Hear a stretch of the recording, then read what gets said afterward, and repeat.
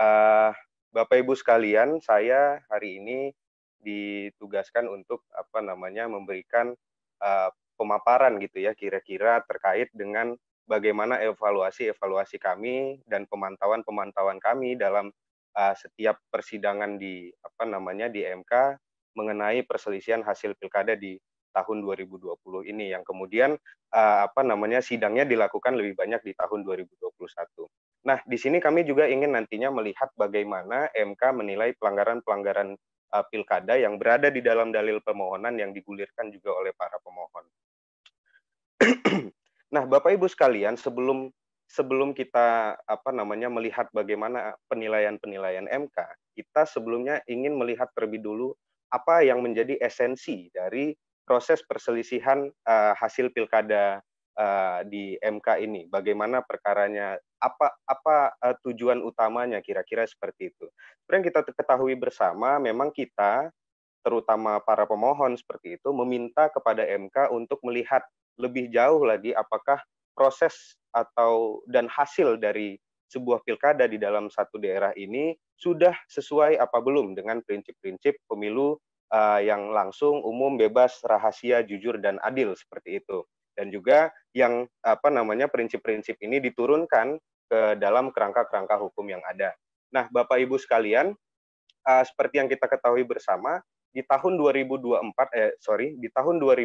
misalnya MK kemudian mengeluarkan putusan yang dimana menjelaskan bahwa memang pilkada dengan pemilu itu secara rezim, secara normatif, secara formil itu berbeda karena pengaturan di konstitusi di Undang-Undang Dasar kita 1945 itu letaknya juga berbeda. Pemilu di bab tentang pemilu sendiri, pilkada di bab tentang pemerintahan daerah seperti itu.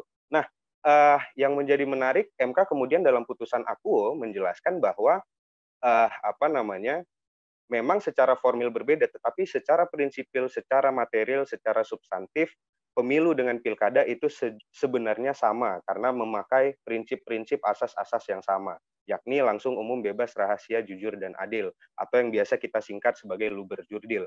Selain itu, MK di tahun 2013 itu juga mengeluarkan putusan, Bapak Ibu sekalian, yang dimana putusan ini menyatakan bahwa memang MK tidak lagi berwenang untuk mengadili perselisihan hasil pilkada seperti itu. Tetapi kemudian di dalam amar putusannya MK menjelaskan bahwa selama tidak ada badan peradilan yang dikhususkan untuk menangani perselisihan hasil pilkada ini, maka MK masih menjadi lembaga yang berwenang. Bahkan di Undang-Undang Pilkada di tahun Undang-Undang Pilkada 10 tahun 2016 juga memberikan kewenangan seperti itu, Bapak Ibu sekalian, kepada MK untuk menangani perselisihan hasil pilkada ini. Bahkan hukum acaranya juga banyak diatur juga di dalam Undang-Undang Pilkada selain di Undang-Undang MK itu sendiri. Nah, Bapak Ibu sekalian, artinya apa? Artinya MK kemudian wajib untuk memeriksa, mengadili dan memutus perkara-perkara perselisihan pilkada ini secara adil. Untuk apa? Agar kita dapat memastikan, MK kemudian dapat memastikan proses demokrasi dalam pemilihan kepala daerah itu berjalan secara jujur dan adil, terutama juga berlangsung sesuai dengan prinsip-prinsip pemilu yang ada, serta turunannya yang ada di dalam kerangka-kerangka hukum yang dibentuk oleh para pembentuk undang-undang. Nah, Bapak Ibu sekalian, dalam kita melihat penyelenggaraan persidangan misalnya di dalam terkait perselisihan hasil pilkada ini, MK diharapkan tidak hanya melihat persoalan angka saja, Bapak Ibu, tetapi juga bagaimana angka ini diperoleh gitu ya, bagaimana angka ini diperoleh, bagaimana suara-suara yang didapatkan oleh para kontestan itu apakah dia sesuai dengan prinsip pemilu, sesuai dengan peraturan perundang-undangan atau tidak, seperti itu. Nah, di sini kemudian tadi seperti yang sudah dijelaskan Mbak Ninis, kami kemudian membuat atau mengklasifikasi gitu pelanggaran-pelanggaran yang menjadi dalil permohonan ini menjadi dua. Pertama adalah pelanggaran pra pemilihan, yang kedua adalah pelanggaran saat dan pasca pemilihan. Pelanggaran pra pemilihan itu lebih kepada misalnya tadi seperti yang Mbak Nini sudah sampaikan,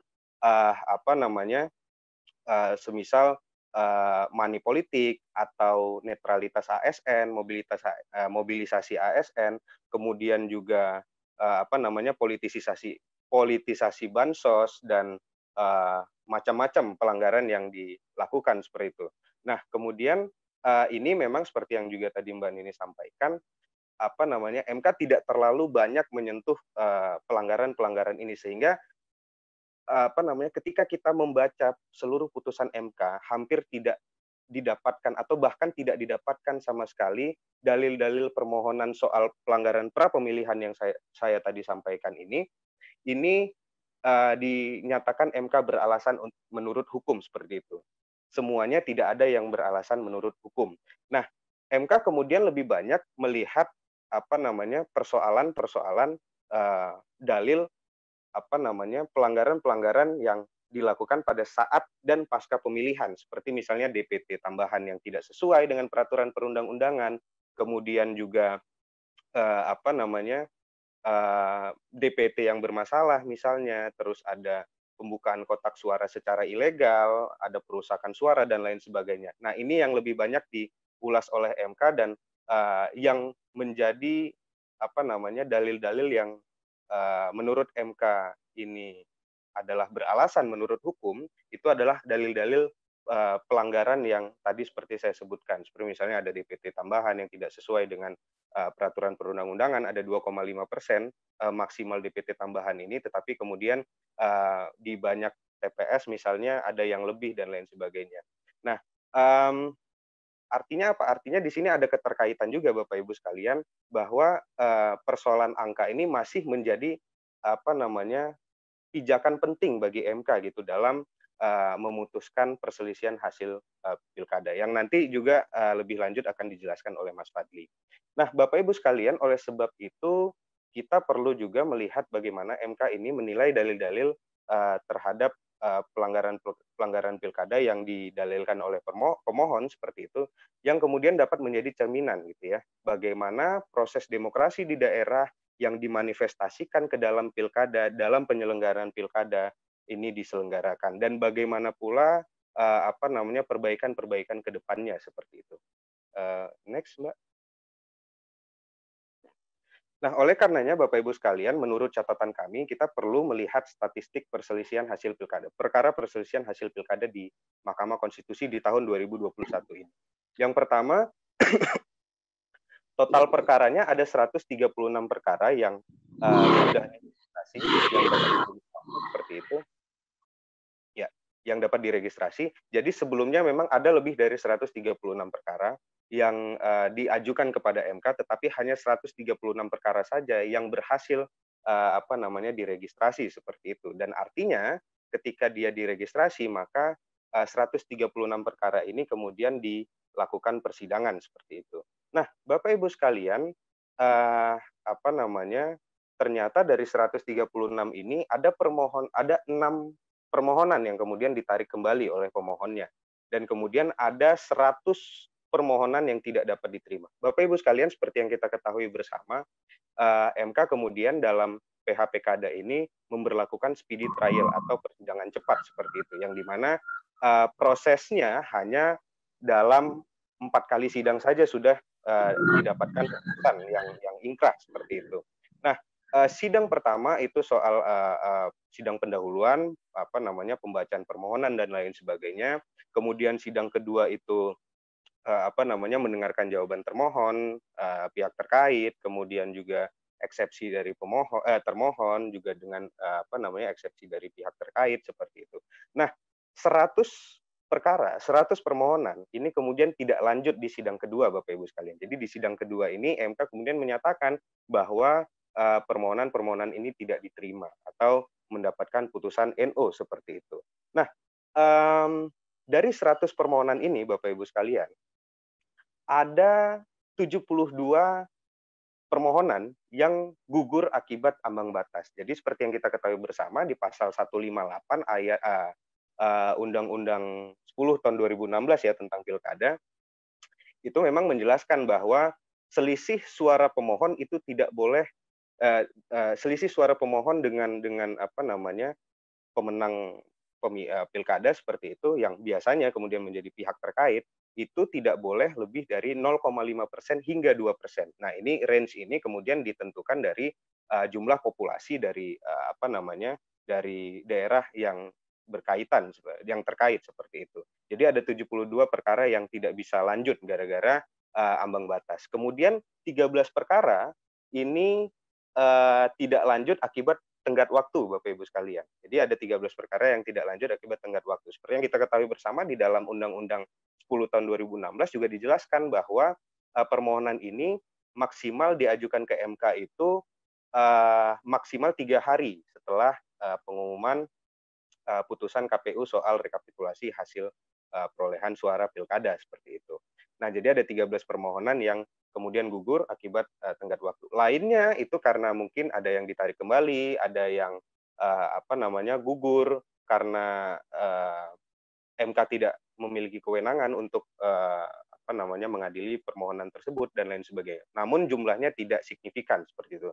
Yang signifikan adalah ambang batas dan tenggat waktu.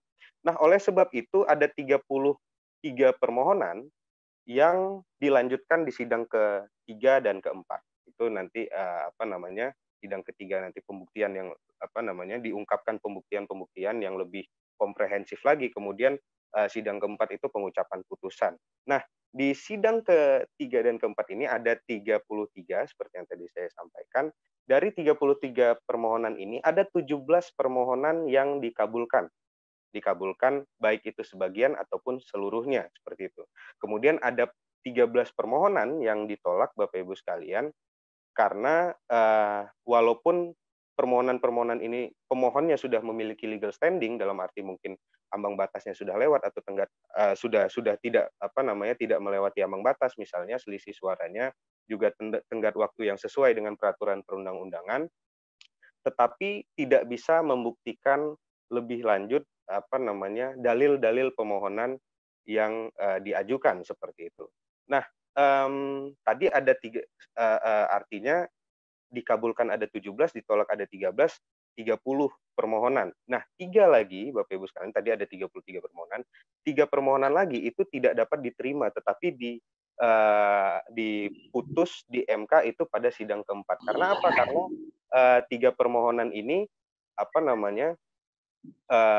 awalnya mungkin MK melihat perlu ada pemeriksaan lebih lanjut, ada pemeriksaan bukti lebih lanjut, sehingga putusan untuk eksepsinya itu juga tidak diucapkan di sidang kedua. Tetapi ternyata 3 permohonan ini gagal juga untuk membuktikan dalil-dalil permohonannya. Pun misalnya dapat dibuktikan, tetapi impact-nya terhadap perolehan suara dan posisi ranking para kandidat itu tidak terpengaruh secara signifikan seperti itu. Jadi ada 3 permohonan yang tidak dapat diterima dan diucapkan putusannya di sidang keempat. Nah, terakhir ada 3 permohonan yang masih diperiksa. 3-tiganya dari Saburai Jua, 2 dari pasangan calon dan 1 dari masyarakat sipil seperti itu. Yang dimana di 3 permohonan ini kita dapat dengan sangat jelas melihat MK menerobos 2 peraturan penting, dua pengaturan penting seperti itu, yakni soal ambang batas yang dimana pemohonnya jauh melewati ambang batas dan tenggat waktu juga pengajuannya juga jauh melewati seperti itu. Nah, kemudian kita juga perlu melihat dari statistik tadi, kita perlu melihat bagaimana MK kemudian menerima pendaftaran perkara. Secara umum, MK memiliki sistem pendaftaran perkara yang sangat baik dan tertib. Ini kita bisa lihat dari website MK bagaimana kita ingin mengajukan permohonan secara online pun offline misalnya dengan sangat bersahabat lah gitu. Pun dengan orang yang awam misalnya. Dan ini hal-hal seperti ini terbuka juga untuk umum gitu, dapat diakses dan lain sebagainya. Kemudian para pihak dilayani dengan baik dan keterbukaan tadi seperti yang saya sampaikan, keterbukaan dan akses publik terhadap permohonan perselisihan hasil suara ini juga sangat baik karena semua permohonan diunggah di laman MK dengan sangat cepat seperti itu. Nah, kemudian bagaimana MK melakukan pemeriksaan pendahuluan. Jadi secara umum memang MK juga sangat baik di dalam memberikan kesempatan kepada para pihak untuk menyampaikan keterangan. Semisal MK kemudian Mahkamah Majelis Hakim kemudian memberikan waktu 10 sampai 15 menit kepada para pihak itu untuk menyampaikan apa-apa yang perlu disampaikan di dalam persidangan, misalnya permohonan dan lain sebagainya. Ini digunakan untuk memberikan kesempatan kepada pihak-pihak lain yang juga ingin menyampaikan apa-apa yang perlu disampaikan di dalam persidangan tersebut. Kemudian MK juga sangat terbuka dan memberikan keleluasaan kepada para pihak untuk kemudian menambahkan bukti pada saat pemeriksaan pendahuluan dilakukan. Dan bukan cuma bukti, tapi juga perbaikan permohonan seperti itu yang walaupun diberikan batas waktu karena mengingat sifat speedy trial dari MK itu sendiri yang di dalam perkara perselisihan hasil pilkada seperti itu. Kemudian juga fasilitas dan perangkat persidangan MK dalam menyelenggarakan persidangan secara virtual juga sangat baik, terutama dalam rangka adaptasi terhadap situasi COVID-19 ini, di mana seperti yang kita lihat tidak ada kendala teknis yang berarti ya yang kemudian signifikan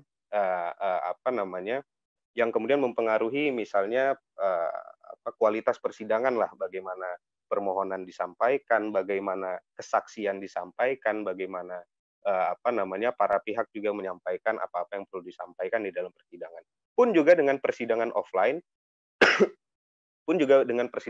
Bapak Ibu sekalian juga dilaksanakan dengan protokol kesehatan yang ketat.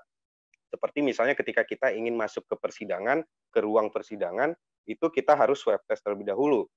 Dan juga pembatasan orang yang hadir di persidangan,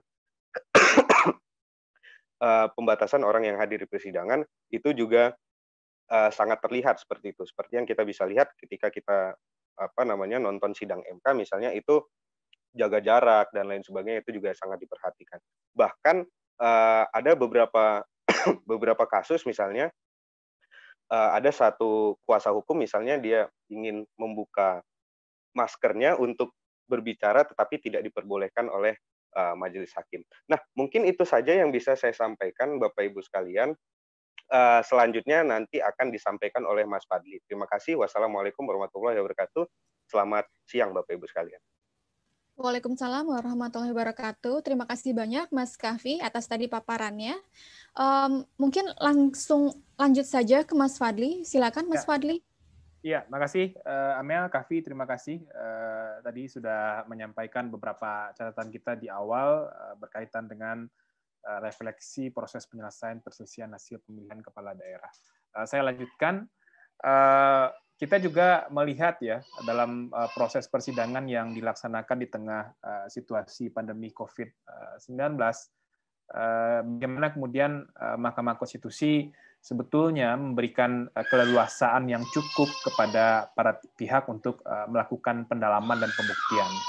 Bahkan dalam proses pembuktian itu juga masih ada ruang untuk menyampaikan tambahan bukti surat dan kemudian juga menghadirkan saksi maupun ahli. Nah, hanya saja ini sebetulnya catatan semenjak penyelesaian perselisihan hasil pilkada sebelumnya, termasuk juga di dalam proses penyelesaian perselisihan hasil pemilu legislatif maupun pemilihan presiden, bahwa kebijakan atau kemudian aturan berkaitan dengan pembatasan saksi, ya, terutama ya bagi para pihak dalam menguatkan dalil permohonannya, itu akan menjadi sebuah tantangan bagaimana kemudian para pihak bisa memperterang atau kemudian memperjelas apa yang disampaikan dalam dalil permohonan kalau kemudian jumlah saksinya dibatasi. Nah, dalam penyelesaian perselisihan pilkada 2020 yang lalu itu yang kami amati untuk pemilihan gubernur atau untuk perselisihan gubernur, saksi itu dibatasi hanya 5 orang ya bagi pemohon terutama. Kemudian untuk pemilihan di tingkat kabupaten maupun kota dibatasi menjadi 3 orang. Dan juga masing-masing pihak diberikan kesempatan untuk menghadirkan 1 orang ahli. Nah, ini memang menjadi salah satu anomali juga dalam proses penyelesaian perselisihan hasil pilkada di tengah keinginan untuk kemudian membuka hal-hal yang lebih bersifat material dan substansial dalam proses persidangan, tentu harus didukung oleh penghadiran saksi untuk kemudian menguatkan apa yang dilakukan oleh permohonan. Tapi di sisi yang lain, ada batasan waktu untuk kemudian menyelesaikan pemeriksaan perkara. Nah, makanya menurut saya ini mungkin jadi salah satu sesi diskusi tersendiri ya untuk membicarakan seperti apa frame dari hukum acara MK dalam penyelesaian perselisihan hasil pemilu maupun pilkada, terutama untuk memberikan kesempatan kepada pemohon untuk menghadirkan saksi. Gitu. Kalau kemudian penataan waktunya juga dibutuhkan lebih meluas, mulai dari penataan waktu dalam proses pendaftaran, proses verifikasi berkas di mahkamah, di proses penelitian di awal, itu tentu menjadi perbaikan yang lebih menyeluruh. Nah, ini tentu akan jadi sesi tersendiri. Nah, kemudian bagaimana MK memutus syarat selisih suara? Nah, ini tentu menjadi salah satu bagian yang didiskusikan secara meluas sejak penyelenggaraan Pilkada 2015. Soal ambang batas selisih suara menjadi semacam momok bagi para pemohon untuk mengajukan permohonan perselisihan ke MK, karena pengalaman Pilkada tahun 2015, semua permohonan yang tidak memenuhi ambang batas selisih suara itu dinyatakan tidak dapat diterima oleh mahkamah. Nah, dalam Pilkada 2020 kali ini, MK seperti apa yang sudah dilakukan atau apa yang sudah dilaksanakan oleh MK pada penyelesaian perselisihan Pilkada tahun 2017 dan 2018, tidak semua permohonan yang melewati ambang batas selisih suara langsung diputus tidak dapat diterima oleh MK. Jadi ini MK di titik tertentu konsisten juga untuk kemudian tidak akan menerapkan ambang batas selisih suara secara serta-merta kepada semua permohonan. Nah, tetapi, ini ada tetapinya, tidak semua juga permohonan yang melewati ambang batas itu dibawa ke proses pembuktian. Dan ini kan tercermin ya di dalam penyelesaian perselisihan hasil Pilkada 2020. Tadi dalam statistik perkara yang disampaikan oleh Kavi terlihat bahwa ada dalam perkara yang sebetulnya tidak memenuhi ambang batas selisih suara, tapi dibawa ke pembuktian, bahkan dikabulkan pokok permohonannya.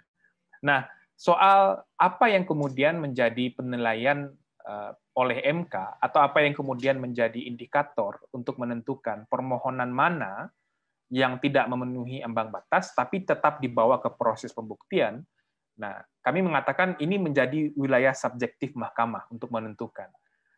Karena kalau mau kita lihat detail ya sebetulnya harus lebih hati-hati lagi untuk memeriksa apa sih sebetulnya yang menjadi indikator mahkamah untuk kemudian memutuskan ini permohonan meskipun tidak melewati ambang batas tapi tetap bisa dibawa ke pembuktian. Jadi makanya harus dilihat betul secara lebih merinci dan spesifik menurut saya. Dan itu juga yang selalu disampaikan oleh MK. MK akan memperlakukan perkara secara kasuistis ya, untuk menentukan permohonan mana yang akan diputus tidak dapat diterima karena tidak memenuhi ambang batas, mana yang kemudian tetap dibawa ke pembuktian. Nah, tetapi satu hal yang perlu ditekankan juga, bagi permohonan yang dinyatakan tidak dapat diterima oleh MK, kalau kita baca putusan-putusan MK dalam proses dismisal kemarin itu, setelah proses pemeriksaan pendahuluan, itu MK mempertimbangkan, menilai dan menjawab semua dalil-dalil yang disampaikan oleh pemohon. Jadi sebetulnya meskipun tidak semua permohonan dibawa ke proses pembuktian, mahkamah tetap menilai dan memeriksa dalil-dalil yang disampaikan oleh pemohon. Hanya saja kadar dan kesempatannya saja untuk membuktikan yang berbeda dibandingkan dengan permohon yang dibawa ke proses pembuktian. Nah, ini memang akan terus menjadi perdebatan menurut saya, dan makanya dibutuhkan sebetulnya hukum acara yang jauh lebih detail soal ini. Tapi kita tidak akan concern ke sana. Nah, seperti yang tadi disampaikan di awal oleh Mbak Ninis, kita dalam evaluasi kali ini ingin melihat satu bagian dalam proses penyelesaian hasil pilkada, yakni berkaitan dengan pelanggaran-pelanggaran pilkada yang sering kali terjadi ya, dan sering kali menjadi dalil permohonan oleh para pihak ke Mahkamah Konstitusi. Nah, mungkin ini tidak semua dalil kita periksa di dalam semua putusan, tapi ini ada beberapa dalil-dalil yang sering kali menjadi persoalan baik dalam tahapan proses penyelenggaraan pilkada maupun dalam tahapan setelah perolehan suara melalui proses rekapitulasi selesai, dan kita ingin melihat bagaimana MK menilai dalil-dalil tersebut, bagaimana MK menilai pelanggaran-pelanggaran tersebut. Nah, makanya ini ada Bu Dewi di sini, nanti juga akan melihat dan membandingkan bagaimana MK memutus dalil-dalil pelanggaran-pelanggaran pilkada tersebut, dan nanti juga kaitannya dengan kewenangan penanganan pelanggaran yang sudah dilakukan oleh teman-teman Bawaslu. Nah, ini ada beberapa yang kami lihat dan kami teliti. Bagaimana sih sebetulnya MK menilai beberapa dalil pelanggaran dan kemudian memutuskan dalil-dalil pelanggaran tersebut dalam proses penyelesaian perselisihan hasil. Nah, pertama kami ingin melihat bagaimana MK menilai peristiwa pemilih mencoblos 2 kali maupun pemalsuan tanda tangan pemilih dalam daftar hadir. Nah, ini ada kasus di Kabupaten Penukal Abab Lematang Ilir ya, di Sumatera Selatan. Ada 1 orang pemilih yang memilih 2 kali. Nah, jadi sesuai dengan ketentuan Undang-Undang Pilkada, sesuai dengan kerangka hukum, ini kan nggak boleh. Nah, makanya meskipun hanya 1 orang pemilih yang kemudian memilih 2 kali, MK mengatakan perlu dihindari keraguan-raguan dan perlu dijamin validitas dan kepastian hukum perolehan suara masing-masing calon, sehingga keterpenuhan atas pemilu yang jujur dan adil itu bisa didapatkan, dan perolehan suara dari masing-masing pihak itu perlu bersih dan dapat dipertanggungjawabkan, sehingga diperintahkan ada PSU. Jadi ini sebetulnya sesuai ya dengan apa yang diatur di dalam Undang-Undang Pilkada, bahwa kalau salah satu situasi yang kemudian dapat menyebabkan PSU itu ya ada pemilih yang menggunakan hak pilihnya lebih dari 1 kali begitu. Nah, kemudian dalam kasus di Penukal Abab Lematang Ilir juga ada tindakan memalsukan tanda tangan 2 orang pemilih. Jadi meskipun dalam proses penyelesaian kasus ini sudah ada proses penyelesaian pelanggaran etik yang dilakukan oleh penyelenggara pemilu, tetapi MK menilai kasus pemalsuan terhadap dokumen negara. Jadi MK menilai apa yang dipalsukan itu termasuk sebuah dokumen negara yang itu tidak cukup hanya dijatuhi oleh sanksi etik sehingga muncul pemerintah pemungutan suara ulang. Nah, ini menarik sebetulnya bagaimana MK ingin memastikan soal kemurnian suara dalam proses pemungutan suara itu mesti terus dijaga. Tapi ini bukan alasan hukum yang berdiri sendiri. Nah, kalau dalam kasus di Kabupaten Penukal Abab Lematang Ilir ini, memang ada signifikansi suara di TPS-TPS yang kemudian diperintahkan pemungutan suara ulang. Artinya, kalau dengan perintah pemungutan suara ulang di beberapa TPS ini dilakukan oleh penyelenggara pemilu atas perintah MK, maka potensial itu akan mengubah perolehan suara atau akan potensial mengubah pemenang pemilihan. Jadi ini menariknya apa yang dilakukan oleh MK dalam menilai sebuah pelanggaran yang berkaitan dengan pemilih mencoblos 2 kali. Nah, lalu bagaimana pula MK menilai dugaan pelanggaran keterlibatan Pemda dalam pemenangan pasangan calon? Ini kan sebetulnya larangan-larangan yang juga ada di dalam Undang-Undang Pilkada ya, soal bagaimana pemerintah, bagaimana birokrasi itu tidak boleh terlibat dalam pemenangan pasangan calon tertentu. Nanti di bagian slide setelah ini akan ada bagaimana reasoning MK, kemudian argumentasi dan pertimbangan MK berkaitan dengan pemilihan kepala daerah yang diikuti oleh petahana. Nah, di kasus di Kabupaten Labuan Batu misalnya, MK mempertimbangkan beberapa hal untuk melihat dan menilai peristiwa keterlibatan Pemda dalam pemenangan pasangan calon ini. Nah, pertama MK mengatakan siapa sih sebetulnya pihak yang menang di TPS yang dipersoalkan. Nah, kemudian perolehan suara jika hasil pemilihan dikoreksi sesuai dalil permohonan.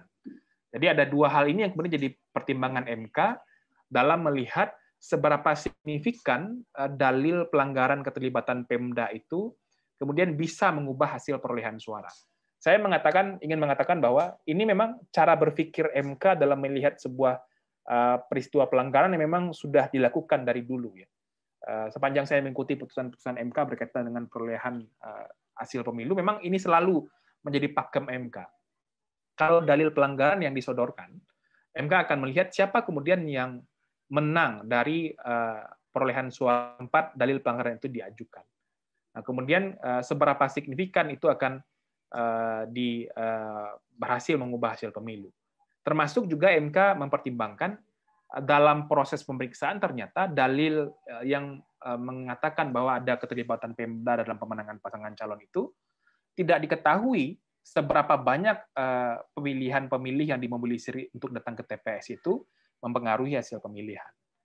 Nah, kemudian dalam penutup pertimbangannya dalam bagian ini, MK mengatakan ini masih di kasus Labuan Batu di Sumut. MK mengatakan karena yang menang di TPS itu adalah pemohon, karena di lokasi TPS tempat dalil adanya dugaan pelanggaran keterlibatan Pemda itu adalah pemohon, dan tidak diketahui berapa perolehan suara akhir sesuai dengan dalil permohonan, jadi menurut MK keterlibatan Pemda ini tidak terbukti. Jadi ini menjadi pakem yang memang selalu dilakukan oleh MK menurut saya dalam memutus dalil-dalil pelanggaran dalam setiap proses pemilihan kepala daerah. Nah, berikutnya ini yang paling penting ya dan paling sering dipersoalkan juga dalam setiap proses penyelesaian hasil di Mahkamah Konstitusi. Termasuk juga salah satu tantangan yang masih menjadi momok tersendiri dalam proses pelaksanaan pilkada kita, yakni dugaan pelanggaran politik uang. Nah, salah satu dalil tentang politik uang ini muncul di proses penyelesaian hasil di Kabupaten Belu ya, di Nusa Tenggara Timur. Nah, dalam pertimbangannya, MK menyatakan bahwa ada bantahan dari pihak terkait tentang keterlibatannya dalam pembagian sembako yang dilakukan oleh sebuah yayasan kepada masyarakat. Jadi pemohon mendalilkan sebuah yayasan ya yang membagikan sembako kepada masyarakat itu punya afiliasi untuk memenangkan pihak terkait. Nah, MK menilai ada bantahan itu dan MK sepertinya teryakinkan dengan bantahan itu. Nah, yang kedua, selain bantahan dari pihak terkait, MK juga mempertimbangkan bahwa ternyata terhadap peristiwa pembagian sembako tersebut sudah ada hasil pemeriksaan dari Kabupaten Bawaslu dari Bawaslu Kabupaten Belu terhadap peristiwa yang diduga sebagai sebuah pelanggaran politik uang, dan kesimpulan dari Bawaslu Kabupaten Belu peristiwa tersebut tidak memenuhi unsur tindak pidana. Nah, termasuk juga dalam keterangan Bawaslu dalam persidangan di Mahkamah Konstitusi tidak ada laporan maupun temuan terkait dengan adanya dugaan politik uang yang didalilkan oleh pemohon. Sehingga menurut MK dalil politik uang itu tidak terbukti karena satu ada bantahan dari pihak terkait, kedua sudah ada proses pemeriksaan dan klarifikasi dari Bawaslu setempat, dan ternyata dalil pelanggaran itu memang sudah diperiksa dan tidak memenuhi unsur tindak pidana, dan kemudian tidak ada temuan maupun laporan berkaitan dengan peristiwa tersebut. Jadi ini kemudian cara MK menilai dugaan pelanggaran politik uang, yang salah satunya yang kami lihat terjadi di Kabupaten Belu di Nusa Tenggara Timur. Nah, dalil politik uang juga didalilkan misalnya di kasus Kabupaten Kota Baru ya di Kalimantan Selatan. Nah ini MK memberikan statement dan batasan yang jauh lebih clear ya berkaitan dengan seberapa jauh MK kemudian bisa masuk kepada persoalan-persoalan yang tidak berkaitan dengan hasil penghitungan suara. Nah, MK mengatakan ada batasan yang sangat rigid ya terhadap dalil di luar hasil penghitungan suara. Nah, batasan itu menurut MK adalah tidak hanya soal pelanggarannya yang bersifat masif yang didalilkan oleh pemohon, tapi juga bagaimana dalil-dalil itu mempengaruhi perolehan suara masing-masing pasangan calon. Nah, ini menjadi selalu tantangan dari pemohon untuk menyatakan seberapa signifikan kemudian pelanggaran itu mempengaruhi perolehan suara. Nah, pemohon di Kabupaten Kota Baru ini mendalilkan terjadi politik uang, kemudian dan mesti dibuktikan menurut MK seberapa besar kemudian praktik politik uang itu mempengaruhi pemilihan pemilih di TPS, dan itu menguntungkan pihak terkait atau berpengaruh kepada hasil rekapitulasi suara. Nah, ini yang kemudian tidak mudah pastinya memastikan bagaimana kemudian politik uang itu bisa mempengaruhi pilihan pemilih dan mempengaruhi perolehan suara di tingkat rekapitulasi suara. Karena di situasi dan titik tertentu kita juga berhadapan kepada asas kerahasiaan pilihan pemilih ya dalam menentukan pilihan. Jadi untuk memeriksa berapa terpengaruh pemilih kemudian terhadap praktik pemberian uang itu memang selalu menjadi tantangan yang harus dilakukan dalam konteks perselisihan hasil di MK. Tetapi dalam situasi dan pertimbangan ini saya teringat ada beberapa kasus politik uang yang pernah ditangani oleh Bawaslu dalam konteks tindak pidana pemilu dalam proses tahapan ya. Dalam proses tahapan sebelum masuk ke proses perselisihan, nanti mungkin Bu Dewi bisa sampaikan juga ada beberapa kasus-kasus politik uang yang memang pembuktiannya itu tidak sampai kepada memastikan pilihan pemilih itu terpengaruh, tapi sampai kepada uang yang diberikan kepada pemilih dengan tujuan tertentu. Soal pilihan pemilih itu betul-betul terpengaruh dengan uang yang diberikan itu bukan menjadi bagian yang kemudian dibuktikan dalam penanganan pelanggaran pidana pemilunya. Tapi MK kemudian menggunakan pendekatan berbeda ya dalam proses penyelesaian perselisihan hasil ini. Dan tentu ini menjadi salah satu diskursus yang menarik menurut saya untuk memastikan bagaimana sih sebetulnya penilaian terhadap pelanggaran politik uang itu berpengaruh terhadap perolehan suara pemilih. Nah, MK juga mengatakan hal yang tidak kalah penting adalah seperti hal yang tadi juga pijakan Mahkamah soal bagaimana proses pengawasan dan penanganan pelanggaran yang dilakukan oleh pengawas pemilu. Nah, karena MK menganggap proses pengawasan, penanganan pelanggaran yang dilakukan oleh pengawas pemilu sudah secara clear dilakukan dan itu disampaikan dalam proses persidangan Mahkamah, MK menganggap hal tersebut sudah selesai. Nah, yang tidak kalah penting juga, MK juga mempertimbangkan seperti yang kasus tadi di Labuan Batu ya. Siapa sebetulnya peraih suara terbanyak di tempat dalil politik uang itu dibangun. Jadi siapa sih yang jadi pemenang di lokasi tempat pemohon mendalilkan terjadi pelanggaran politik uang. Nah, jika di tempat pelanggaran itu didalilkan bahwa yang menang adalah pemohon, menurut Mahkamah, dalil politik uang untuk mengubah hasil perolehan suara itu tidak beralasan menurut hukum. Jadi ini tentu penting untuk kita menjadi sebuah pembelajaran ya, seperti apa kemudian MK menilai dugaan-dugaan pelanggaran ini dalam putusan-putusan penyelesaian perselisihan hasil. Nah, juga bagaimana MK menilai dugaan pelanggaran politisasi birokrasi dan penyalahgunaan wewenang oleh petahana ya. Ini juga kita lihat di kasus di Kabupaten Kota Baru karena dalil-dalil ini juga dibangun oleh pemohon di sana. MK menyatakan kontestasi yang diikuti oleh petahana memang memiliki karakteristik tersendiri. Karena petahana secara politis birokratis memiliki keuntungan tersendiri. Jadi secara realitas kontestasi, MK mengakui bahwa memang sebuah pilkada yang diikuti oleh petahana punya tantangan yang berbeda. Nah, oleh sebab itu, MK menekankan betul fungsi pengawasan, pencegahan, dan penegakan hukum menjadi sangat penting, dan ini dilakukan oleh Bawaslu. Nah, dalam dalil politisasi birokrasi dan penyalahgunaan wewenang oleh petahana yang didalilkan dalam perkara di Kabupaten Kota Baru, MK menganggap masalah-masalah yang diajukan oleh pemohon sudah selesai dan ditindaklanjuti oleh Bawaslu setempat. Jadi memang nanti di kesimpulan kita akan sampaikan bagaimana sih sebetulnya MK membangun kerangka pertimbangan hukum dalam menilai pelanggaran-pelanggaran yang terjadi dalam sebuah proses pilkada. Nah, ini yang tadi disampaikan oleh Mbak Ninis berkaitan dengan kewajiban bagi penyelenggara pemilu untuk membangun TPS khusus, tidak hanya di rumah sakit dan rutan, tapi juga harus melihat konteks hari ini di mana adanya situasi pandemi dan perlu memastikan jaminan perlindungan hak pilih warga negara ketika adanya situasi-situasi khusus, misalnya di mana kasus di Halmahera Utara ya, itu ada sebuah perusahaan yang kemudian tidak meliburkan karyawannya ketika hari pemungutan suara.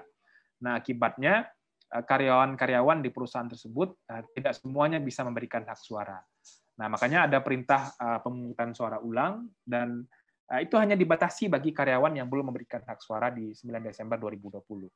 Tetapi dalil ini sekali lagi tidak berdiri sendiri, tetap ada signifikansi suara. Jadi setelah kita periksa ya perolehan suara masing-masing calon, kalau kemudian ada pemungutan suara ulang di tempat yang diperintahkan MK ini memang potensial terjadi perubahan pemenang pemilu. Jadi memang tidak pernah dalil MK ini berdiri sendiri khusus berkaitan dengan pelanggaran-pelanggaran pemilu.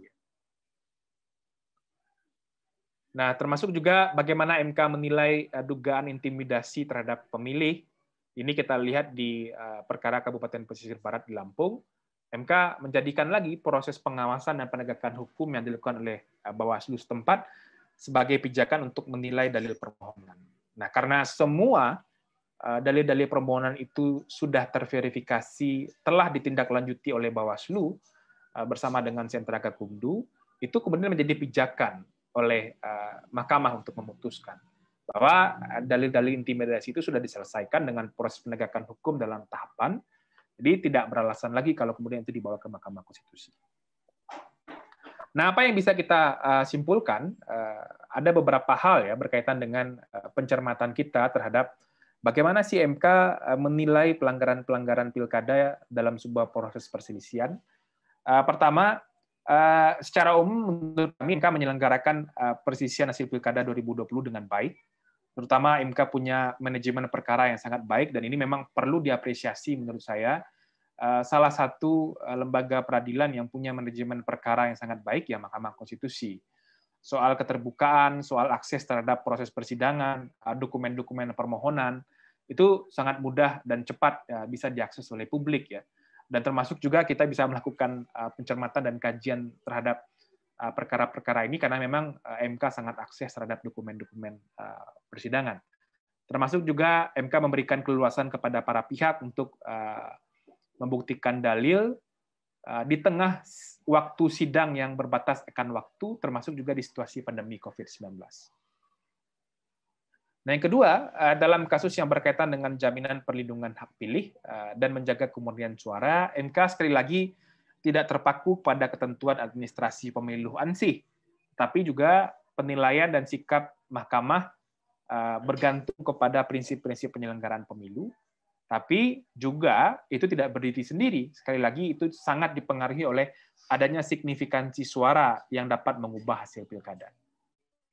Nah, yang terakhir, untuk penilaian terhadap pelanggaran-pelanggaran semacam politik uang, politisasi birokrasi, intimidasi terhadap pemilih, serta penyalahgunaan kewenangan dalam proses pilkada, kita menemukan 4 pendekatan yang dijadikan MK dalam membangun pertimbangan dan memutus ya. Pertama, MK akan mencermati bagaimana fungsi pengawasan dan penegakan hukum yang dijalankan oleh Bawaslu setempat. Jadi, ketika dalil yang dikemukakan adalah soal pelanggaran, MK akan melihat bagaimana pelanggaran itu diselesaikan oleh Bawaslu setempat dengan kewenangan pengawasan dan penegakan hukum yang dimiliki oleh Bawaslu. Nah, kalau MK menganggap proses pengawasan dan penegakan hukum itu sudah selesai, maka dalil pelanggaran itu akan menjadi tidak beralasan menurut hukum. Nah, yang kedua, seberapa relevan kemudian dalil pelanggaran itu meyakinkan Mahkamah, terutama keterangan saksi yang dihadirkan oleh para pihak terhadap dalil-dalil tersebut. Jadi, memang keterangan saksi itu juga punya peran yang sangat signifikan untuk kemudian bisa meyakinkan Mahkamah untuk menguatkan dan memperjelas dalil-dalil permohonan. Nah, yang ketiga, seberapa signifikan suara yang akan berubah jika dalil tersebut diterima. Jadi ini memang fase-fase yang memang harus dilalui oleh pemohon begitu ya, untuk kemudian meyakinkan bahwa pelanggaran ini berdampak kepada perolehan suara. Nah, yang keempat, siapa peraih suara terbanyak di tempat dalil pelanggaran itu dibangun. Jadi kalau misalnya pemohon mendalilkan pelanggaran terjadi di sebuah kecamatan X ya, karena adanya kasus politik uang, politisasi birokrasi, dan lain sebagainya. Tapi ternyata di kecamatan itu yang menang adalah si pemohon, maka menurut MK dalil ini tidak relevan lagi. Dan ini sebetulnya juga berkaitan dengan signifikansi perubahan perolehan suara. Saya kira itu, Mel, apa yang bisa kita sampaikan di catatan awal ini. Dan saya kira mungkin akan banyak lagi aspek-aspek yang bisa kita lihat menjadi sebuah pembelajaran dalam proses penyelesaian perselisihan hasil di MK. Ini kita susun bersama, tadi yang sudah disampaikan oleh Mbak Ninis, ada Mas Kavi, ada Mbak Catherine juga. Saya hanya menyampaikan apa yang kita tulis bersama teman-teman di Perludem. Terima kasih.